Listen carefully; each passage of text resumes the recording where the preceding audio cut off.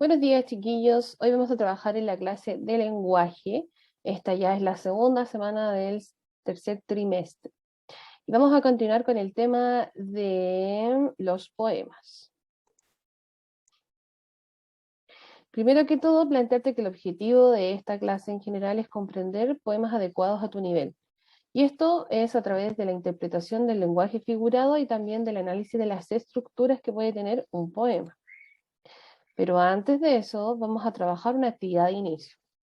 La actividad de inicio consiste en escuchar una lectura, es decir, vamos a tener comprensión auditiva, comprensión oral. En esta lectura está compuesta por párrafos, por lo tanto la idea es que vayas de a poquito identificando de qué se trata cada uno de los párrafos. ¿Ya? Esta lectura la vamos a sacar del libro Curiosidades de la Naturaleza, recomendado para el curso cuarto básico. Entonces la primera lectura va a ser rápida para saber de qué se trata. Y posterior a eso vamos a ir trabajando la confección de preguntas, que es la segunda semana que trabajamos lo mismo, en la cual ahora yo interrogo el texto. Así que muy atentos, por favor. Los destructivos tsunamis. Uno de los tsunamis más fuertes de los que se tiene noticia ocurrió en Chile en 1960, frente a la costa de Valdivia. Primero se registró un terremoto de 9.5 grados en la escala de Richter y luego el mar se recogió. La gente pensó que el peligro había pasado y se acercó a la costa a recoger mariscos y ver lo que sucedía. Gran error. Cuando se dieron cuenta de la masa de agua que se venía encima, ya era muy tarde para escapar. Se estima que murieron más de 3.000 personas a causa del terremoto y el tsunami. El último tsunami en Chile sucedió el 17 de septiembre del 2015. El terremoto fue de 8.4 grados y originó olas de hasta 5 metros en la región de Coquimbo. Uno de los tsunamis más devastadores de la historia tuvo lugar en el Océano Índico en el 2004, donde murieron cerca de 250.000 personas en Tailandia e Indonesia. Estos fueron los países más afectados, pues recibieron olas de hasta más de 15 metros. En japonés, tsunami quiere decir olas en el puerto. Se trata de una o más olas de gran fuerza y tamaño que se producen cuando derrumbes, volcanes o terremotos hacen que el fondo marino se mueva abruptamente en sentido vertical. El movimiento ocasiona que el lecho marino cambie de forma y que el agua tenga que reacomodarse. Esto origina la formación de olas gigantescas, muchísimo más grandes que las que son producidas normalmente por el viento en la superficie del mar, como las marejadas. Más del 90% de los tsunamis son causados por terremotos, aunque no todos los terremotos generan tsunamis. Para que estas enormes olas se formen, los terremotos deben ser de gran magnitud y tener un epicentro en el fondo marino. Los tsunamis pueden producirse en cualquier océano, aunque las posibilidades de que ocurran son mayores en el Océano Pacífico, porque es donde se producen los terremotos de mayor intensidad, en especial en las costas de Chile, Perú y Japón. Entonces, una primera pregunta que uno podría realizar es de qué se trata el texto. Deberían comentarme que se trata de los tsunamis, de un comentario histórico, en el cual cuentan sobre unos tsunamis que han ocurrido en Chile, 2, también en Tailandia, también se comenta sobre de dónde viene la palabra, y finalmente nos cuentan dónde hay mayor probabilidad de que ocurra. Entonces, a partir del primer párrafo de los destructivos tsunamis, quiero que en tu cuaderno puedas escribir 3 preguntas que le podríamos hacer al texto. Recuerda que este es el sentido contrario a lo que hacemos generalmente, porque leemos un texto y nos encontramos con las preguntas, y nosotros tenemos que escribir la respuesta. Pero en esta ocasión lo vamos a hacer al revés, porque ahora tú escribes la pregunta, y las respuestas tienen que estar en el texto. Por ejemplo, uno de los tsunamis más fuertes de los que se tiene noticia ocurrió en Chile en 1960 en la costa de Valdivia. ¿Qué pregunta podríamos hacer ahí? ¿Cuándo fue el tsunami más fuerte del que se tiene noticia? ¿O dónde ocurrió uno de los tsunamis más fuertes? ¿En qué año? ¿O en qué lugar? Entonces así vamos sacando preguntas, ¿ya? Yo te voy a volver a leer entonces, a ver, los primeros 3 párrafos. Y tú tienes que ir creando 3 preguntas. Uno de los tsunamis más fuertes de los que se tiene noticia ocurrió en Chile en 1960, frente a las costas de Valdivia. Primero se registró un terremoto de 9.5 grados en la escala de Richter y luego el mar se recogió. La gente pensó que el peligro había pasado, se acercó a la costa a recoger mariscos y ver lo que sucedía. Gran error. Cuando se dieron cuenta de que la masa de agua se les venía encima, ya era muy tarde para escapar. Se estimaron que murieron más de 3.000 personas a causa del terremoto y el tsunami. El último tsunami en Chile sucedió el 17 de septiembre del 2015. El terremoto fue de 8 grados y originó las olas de hasta 5 metros en la región de Coquimbo. Uno de los tsunamis más devastadores de la historia tuvo lugar en el Océano Índico el 2004, donde murieron cerca de 250.000 personas. Tailandia e Indonesia fueron los países más afectados, pues recibieron olas de hasta 15 metros de altura. Entonces, una vez tú ya termines esta clase, vas a fotografiar tus respuestas, entonces sí, yo te puedo revisar qué preguntas pudiste crear. Y si necesitas escuchar el texto, puedes devolver el video. Y continuamos entonces. Ahora sí. La semana pasada yo te di una actividad que consistía en declamar, donde tenías que memorizar palabras, palabras y más palabras que estaban en el texto, y ahora tenías que enviar ya tu video para poder revisarlo. En torno a eso, vamos a revisar el video de la tía Jimena, quien nos recomienda algunos tips para poder declamar de mejor manera. Escuchémosla.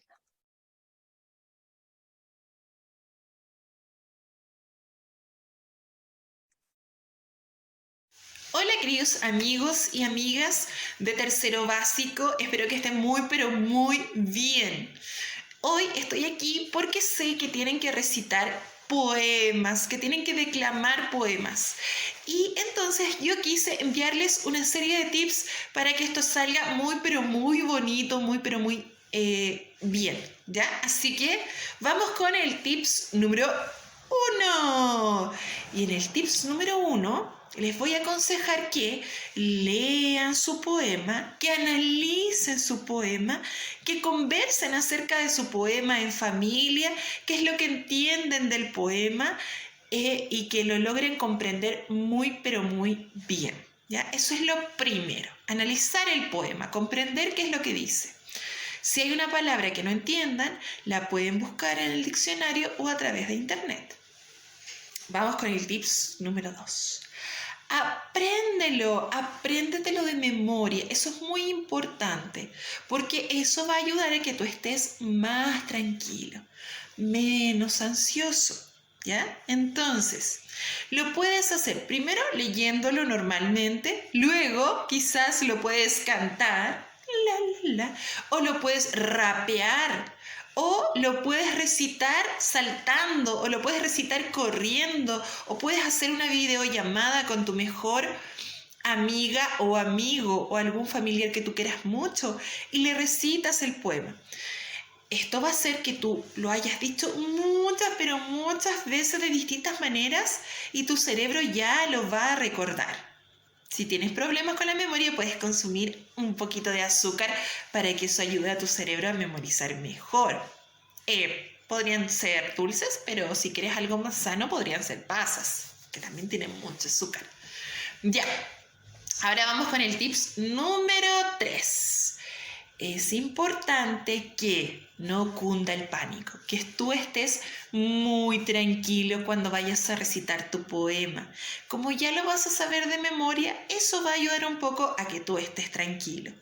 Lo otro que debes hacer también es modular muy bien lo que estás diciendo para que todo el mundo pueda entenderlo, ¿sí? también ayuda a mover las manos para que las personas estén atentas, ¿sí? Y también puedas expresar lo que el autor quiere decir en el poema, ¿ya? Así que eso es importante, vocalizar muy bien, estar tranquilo para que tú también estés diciéndolo de manera pausada, moviendo tu cuerpo, expresando con tu rostro lo que el autor quiere decir y también moviendo tus manos. Ahora, en el tips número 4, debemos tratar de entender lo que el autor quiere decir. Y no solo como en el paso número 1 de analizar solamente lo que él quiere decir, sino que lo que quiere transmitir, qué emociones quiere transmitir. Ese es el tips número 4, ¿ya? Entender las emociones que el autor quiere transmitir. Y una vez que yo las entienda, debo transmitirlas para que mi auditorio, es decir, las personas que están escuchando, también se llenen de esa emoción. Así que tenemos una tarea muy importante. Porque si el autor quiere transmitir tristeza, yo debo transmitirle tristeza a mi auditorio y mi auditorio debe sentir tristeza.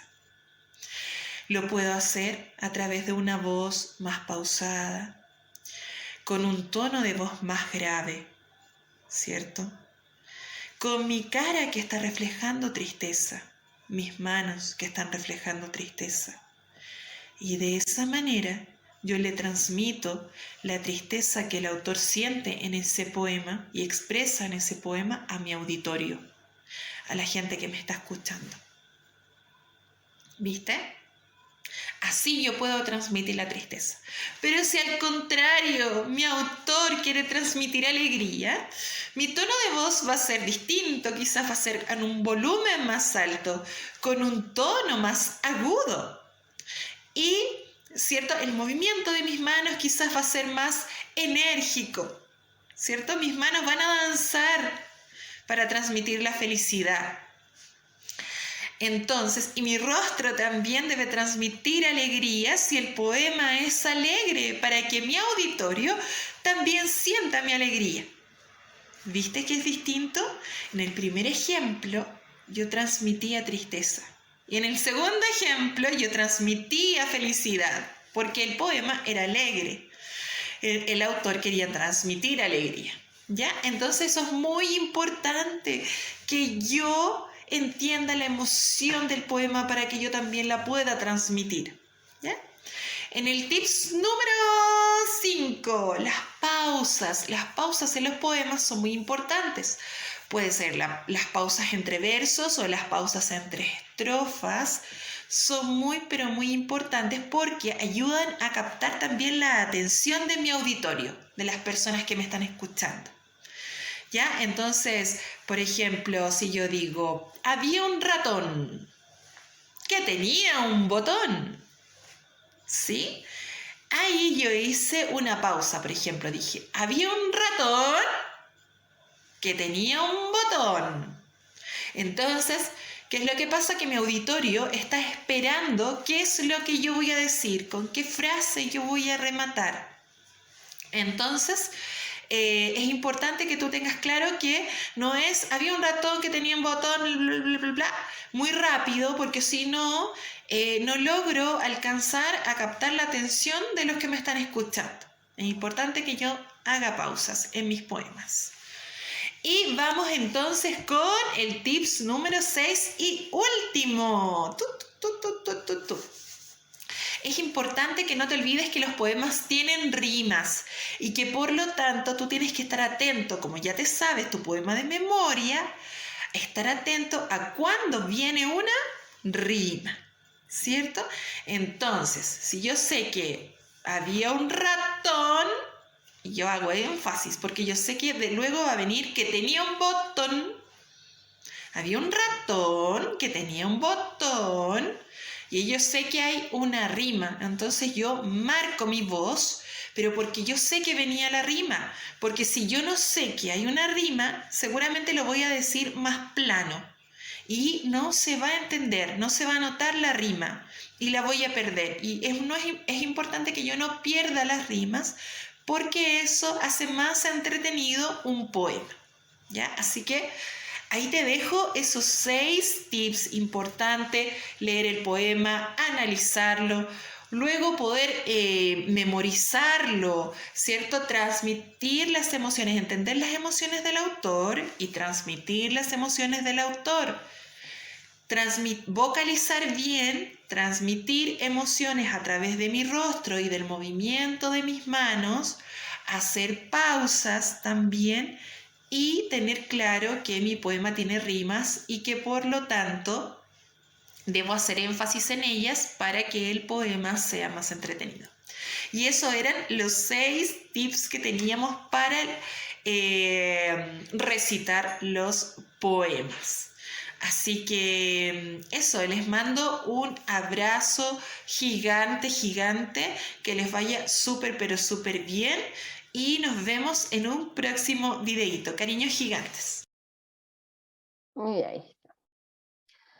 Pues la tía Jimena tiene mucha razón respecto a cómo poder declamar, pero siempre es importante que tengas bien claro que para poder declamar bien, primero tengo que memorizar un poema creado o memorizar y aprenderme alguno de mi propia creación, para así tener la seguridad de que ya me lo sé. Y luego empiezo a trabajar todos los otros aspectos que me ayudan a mejorar, como el movimiento corporal. Ahora vamos a trabajar 2 temas importantes sobre los poemas. Los poemas tienen una estructura interna y una estructura externa. Cuando hablamos de lo interno, estamos hablando de aquello que tiene que ver con el contenido como tal, de lo que nos quiere decir, del tema o de las ideas principales. La estructura interna solo se obtiene si yo leo en profundidad el poema. Jamás se va a obtener solo mirándolo. Esta estructura interna me permite a mí entender muy bien de qué se trata. Y también está la estructura externa, es decir, mirada desde afuera, en la cual yo identifico cuál es el título, cuántos versos, cuántas estrofas y qué tipo de rima tiene un poema. ¿Ya? Esto te lo invito a que lo escribas en el cuaderno, como si fuese un diagrama, porque nos va a ayudar a entender mejor los poemas, ya que a veces nos sucede que nos encontramos con poemas muy simples y otras veces nos encontramos con poemas de mayor dificultad, ya que el lenguaje figurado, recuerda siempre que es una interpretación. Así que ahora te invito a pausar el video para que puedas copiar esto en tu cuaderno. Una vez listo, lo vamos a aplicar, a ver si lo entendemos un poquito mejor. Aquí hay un poema. Este poema es extraído del texto escolar. ¿Ya? Como estructura externa, vamos a ir anotando algunos datos. Externa, podemos obtener un título, El universo canta. Podemos identificar las estrofas, que son los grupos de versos. Entonces acá tenemos ¿cuántos grupos? 1, vamos a marcarles ya, con rojo. 1, 2, 3, y el último, 4. Entonces tenemos 4 estrofas. Estrofas significa grupo de versos. Pero también tenemos los versos. Los versos son cada una de las líneas que componen el poema, sin contar el título. Entonces, 1, 2, 3, 4, 5, 6, 7, 8, 9, 10, 11, 12, 13, 14, 15 y 16. También puedes hacer esto en tu libro, para que puedas rayarlo y ir destacando. Si tú eres rápido para las matemáticas, aquí podemos decir, a ver, 4 por 4, 4 por 4, 16. Entonces el verso es cada una de las líneas que tiene el poema. Vamos a anotar aquí 16 versos. También puedo identificar las rimas y también por aquí el autor. No vamos a indagar mucho en las rimas todavía porque eso implica mayor profundidad y lo vamos a hacer tal vez más adelante. Esa es la estructura externa, es lo que yo miro desde afuera. Puedo observar un título, puedo observar estrofas, versos, autor.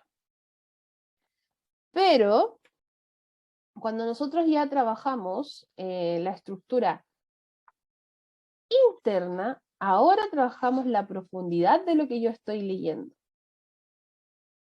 Y esto lo podemos hacer de una idea, o sea, de una forma mucho más ordenada, que es cuando yo identifico la idea clave de cada una de las estrofas. Entonces, canta el río que entre rocas se desliza bullicioso. Canta hasta llegar al valle donde duerme silencioso. Sabemos por la imagen que me habla del río. El río cuando baja de las rocas, cuando baja del cerro, es muy bullicioso. Pero cuando ya se estanca en el valle, cuando ya logra la pausa, es silencioso. Entonces podemos decir que el primer párrafo se trata del río. Puede ser cualquier río o un río en específico. Segunda estrofa. Canta el árbol junto al viento que implacable lo sacude. Cuando las avecillas, cantan las avecillas como alcanzando las nubes. Aquí me está diciendo que el árbol se mueve implacable con el viento. ¿Han visto cuando los árboles se mueven para allá, para acá, y rápido y todos al mismo ritmo? Pero también habla de los pajaritos que vuelan tan alto que pueden llegar a las nubes. Entonces podemos decir que acá habla del árbol y las avecillas, podemos decirle pájaros.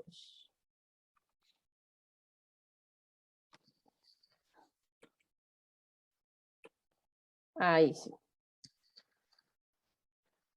Vamos con la tercera estrofa. Canta el trigal en el campo mientras el sol dora la espiga. El pasto canta en el monte con su rebaño en la cima. Aquí está un poquito más difícil. Canta el trigal en el campo. ¿Han visto cuando el campo está lleno de trigo? Se mueve para allá y suena suave.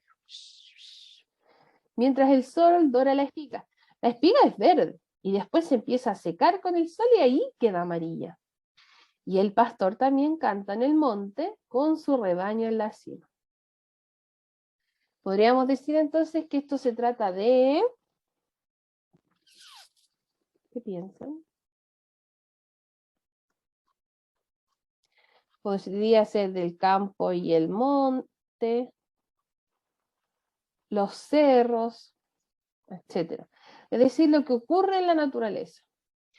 Y la última estrofa dice, canta el mar mientras las olas van danzando lentamente. Los peces, ellos no cantan, solo danzan suavemente. Han visto que el mar se mueve con unas grandes masas de agua, entonces como lento en las profundidades oceánicas y también en la superficie. No estamos hablando de cuando caen las olas en la playa, no, más allá. Y ahí podemos ver que los peces danzan suaves, porque ellos solo nadan por aquí, por allá. Podríamos decir entonces que la idea principal de la cuarta estrofa es el mar, el océano. ¿Se dan cuenta? Y ya de esta forma, de a poquito, voy obteniendo mayor información, es decir, la estructura interna, que tiene que ver con lo de qué se trata. El universo canta, se trata del río, de los árboles y los pajaritos, del campo y los montes, y los mares y océanos. Está bonito el poema. Si quieres, puedes escribir todo esto en tu libro. Tienes que buscar, eso sí, la página porque no la recuerdo. Avanzamos, chiquillos. Aquí. Y nos vamos a ir a trabajar ahora. Ahora vamos a realizar el análisis interno y externo del poema que nosotros vamos a tener que trabajar para la presentación de Primavera en Verso. Es decir, el poema que en tu caso yo te envié al correo. Y para eso, lo primero que vamos a hacer va a ser recortar, ojalá lo puedas recortar, el título. Y con una flechita podemos utilizar algún color bonito, un destacador. Vamos a escribir título. Título lleva tilde en la I, ¿ya? Luego voy a identificar el autor. Y en el caso de que el autor no esté claro, podemos escribir anónimo, ¿ya? Entonces, con otra flechita, ahora lo que nosotros vamos a hacer, va a ser escribir acá autor. Como ya hemos conversado antes, el autor, en este caso de los poemas, se llama poeta o poetisa. Y luego voy a trabajar estrofa por estrofa. Voy a recortar esta estrofa, que debe tener 2, 3 versos, y luego voy a escribir estrofa, en este caso, estrofa 1. Luego recorto la próxima estrofa,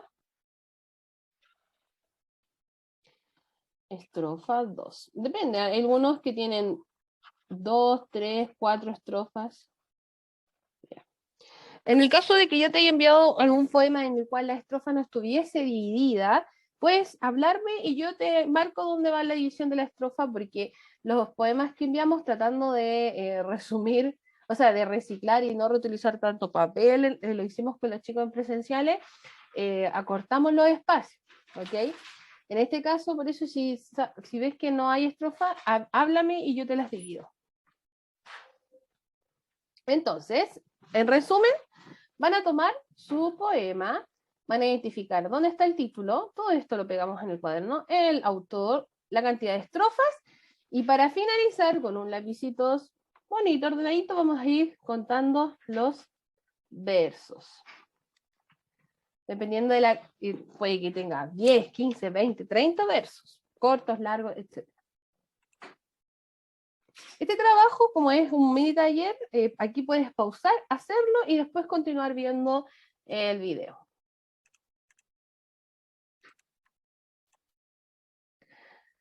Entonces, lo que estuviste trabajando fue toda la estructura externa. Pues ahora vamos a continuar con la estructura interna. Entonces, vamos a escribir aquí estructura interna. Y vamos a trabajarla en base a 2 preguntas. ¿Ya? La pregunta número 1 dice, ¿de qué se trata el texto?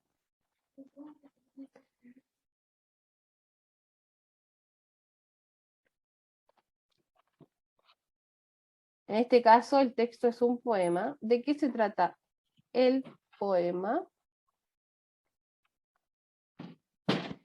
Y número 2, ¿cuál es la idea principal de cada uno de las estrofas? Entonces, ¿cuál es la idea principal de cada estrofa? Entonces, ¿cómo te hago esto? Uy, que me quedó fea la vez. Usted va a agarrar su poema y va a poner estrofa 1 y va a leerlo y va a intentar comprender de qué se trata mi poema.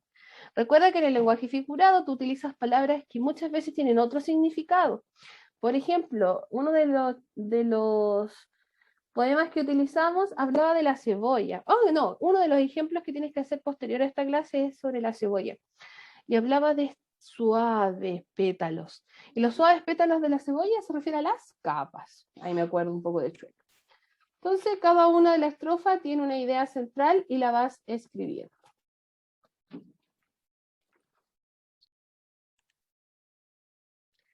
Una vez finalices esta actividad, vamos a continuar trabajando ya con el trabajo personal. La semana pasada estuvimos trabajando el poema 1, que era uno de los poemas que estaban en el libro, donde tenías un formato. En este formato, primero que todo, tenemos nuestros márgenes. Poema número 2, porque ahora vamos a trabajar el poema 2, que es el poema que nos toca declamar. Voy a ubicar el título, voy a escribir mis estrofas y versos, y luego el autor. Y vamos a finalizar con una representación gráfica o un dibujo. ¿Ok? Mira el formato y cópialo. Y después empiezas a completar. Este formato nosotros ya lo tenemos internalizado en nuestra mente, porque lo hemos hecho tantas veces que ya no debería ser una dificultad poder trabajar el trabajo personal.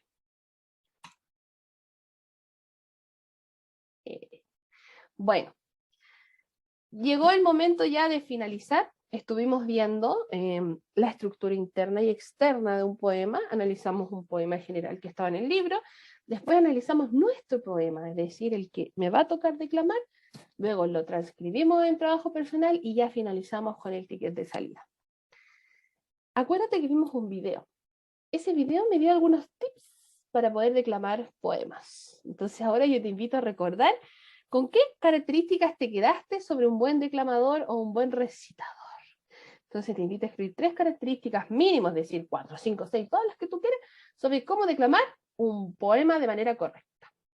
Y de esta manera ya finalizamos la clase. Recuerda que si tienes alguna duda, por supuesto, me puedes escribir y a empezar a practicar ya tu poema para que te lo aprendas de memoria y también para que después prontamente practiquemos todo lo que es la expresión corporal y de sentimientos. Espero que estén muy bien. Chau, chau.